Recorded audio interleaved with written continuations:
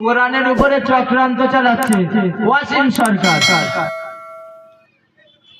মুখটা দেখেছে বাঁদরছানার মতো। ওয়াসিম সরকার কোরআনের উপরে, কোরআন গুলি তায়েবের ময়দান, উহুদ ময়দানে ধরে গেছে, জ্বলে গেছে, পুড়ে গেছে, ছাই হয়ে গিয়েছে। তোদের ধর্মকে আমরা সম্মান করি, শ্রদ্ধা করি। আমাদের ধর্ম কাউকে বলেনি, আমাদের ধর্ম কোন জায়গায় লেখা নেই যে অপরের ধর্মকে ঘৃণা করো। লাকুম দীনুকুম ওয়ালিয়া দীন, যে যার ধর্ম সে যার। এই কথা। আমাদের কোরআনকে তোমরা যতই ভুল প্রমাণ করাও না কেন, তোমরা সারা পৃথিবী যা কোরআন আছে তোমরা যদি একত্রিত করে সব কোরআনগুলো নিয়ে পুড়িয়ে দাও, তারপরেও কালকেরে আমরা, আজকের যেই 4টে ছেলে হাফেজ হচ্ছে, কালকেরে আমরা এদের দ্বারাই 2-3 হাজার কোরআন আমরা তোদের উপহার দিয়ে দেবো। জোরে হবে না? কটা কোরআন বলবে রে? কোরআনকে নিয়ে সমস্যা, কি সমস্যা? সমস্যা কখন তোদের নবীকে নিয়ে সমস্যা, কখন কোরআনকে নিয়ে, কখন মসজিদকে নিয়ে সমস্যা। কি সমস্যা তোদের? তোদের কর্তা প্রভু ভগবান গুলো মানতে জানা। আমরা আমাদের একটা আল্লাহর ইবাদত করে সময় পাই না, লোকের সমালোচনা কখন করব? কথা বুঝে আসছে?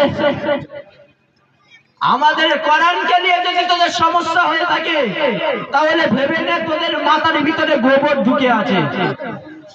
কারণ যেই কোরআনের ভিতরে লেখা আছে কোরআন পড়লে তুমি দেশ চালাতে পারবে, রাজনীতি করতে পারবে, ব্যবসা করতে পারবে, চাষি হতে পারবে, খেতে খামারে কাজ করতে পারবে, যেই কোরআনকে নিয়ে সারা পৃথিবী গবেষণা করেছে, এক সময় সারা পৃথিবী জুড়ে গবেষণা করেছে, সকল কিতাব সকল গ্রন্থগুলো এক জায়গায় এনেছে, এনে রাখা হয়েছে। মুসলমান কিছু গিয়েছে, গিয়ে দেখা যাচ্ছে সকলের কিতাব এক জায়গায় কারি করা রয়েছে, কোরআনটাও ওখানে রয়েছে। মুসলমানের ছানারা দেখা যায় গিয়ে দোকানে চা খাচ্ছে। বলছে কি ব্যাপার রে? সকলের গ্রন্থ আনা হয়েছে, সকলের ধর্মের কিতাব আনা হয়েছে, যদি ভুল প্রমাণিত হয়ে যায় মাথা নত করতে হবে। মুসলমানের কি ভয় নেই? মুসলমানের কি ভয় নেই? মুসলমান দোকানে গিয়ে চা খাচ্ছে।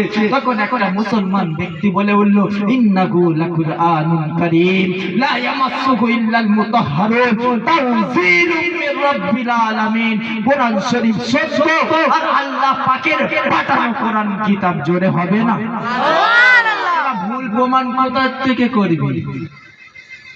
যতগুলো কিতাব আছে বিক্রি হয়ে গিয়ে সব ভিতরতে টাকা মেরে গেছে, যে কিতাবের অক্ষর উড়ে গিয়ে।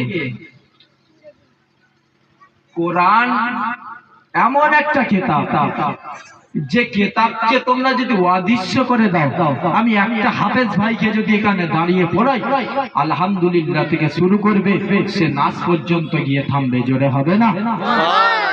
তা কোরআনের বিরোধিতা করে কি করবি তোরা? মূর্খ রে মূর্খ। সময় থাকতে শুধরে যা। যদি মুসলমানদেরকে শুধরাতে হয়, তোদের ভয়ঙ্কর পরিবর্তন আনবে। তোরা তোদের মন্দির রক্ষা থাকুক, এটা আমরাও চাই। তোদের গির্জা রক্ষা থাকুক, এটা আমরাও চাই। যারা নির্গ মুসলমান জাতি বলো, কাওরা, খ্রিস্টান, বাগ্যি, ইহুদি, নাসারা, যাদের উপরে হামলা করেছে, এর হত্যার মামলা হোক, এটা আমরাও চাই। সবকিছুর পরিবর্তে আমরা সবকিছুই করতে চাই, কিন্তু তোরা আমাদের ধর্মকে নিয়ে টানাটানি করবি, এটা তো ছাড়ার ব্যাপার না। সময় থাকতে শুধরে যেতে হবে, না হলে শুধরানোর সময় আসলে আলাদাভাবে শুধরে দেবে মানুষ। মুসলমান জাতি এমন একটা জাতি সর্বসময় চুপচাপ থাকে। কারেন্টের তার দেখেছো? এটা কি চুপচাপ আছে না? চুপচাপ আছে তো? একটু ছিঁড়ে একটু হাত দিয়ে দেখো। ওরকম মুসলমান জাতি সর্বসময় চুপচাপ থাকবে। তোমরা যদি মুসলমান জাতির উপরে আঙুল তুলে কথা বলো, তাহলে মুসলমান জাতি একবার যদি খেপে যায়, তোমাদের লালা রক্ত বইয়ে দেবে। কথা বুঝে আসছে? যে যার ধর্ম সে যার কাছে আমরা সম্মান করি। তোমাদের ধর্মকে আমরা খারাপ বলি না, কখনো বলেছি? কোন বক্তব্য দেখাও। তোমরা কেন বারে বারে কুটি করবে? তোমরা নাস্তিক হয়ে মরবে, আমাদের আপত্তি নেই। তোমরা মুশরিক হয়ে মরবে, আপত্তি নেই। তোমরা বেঈমান হয়ে মরবে, আপত্তি নেই।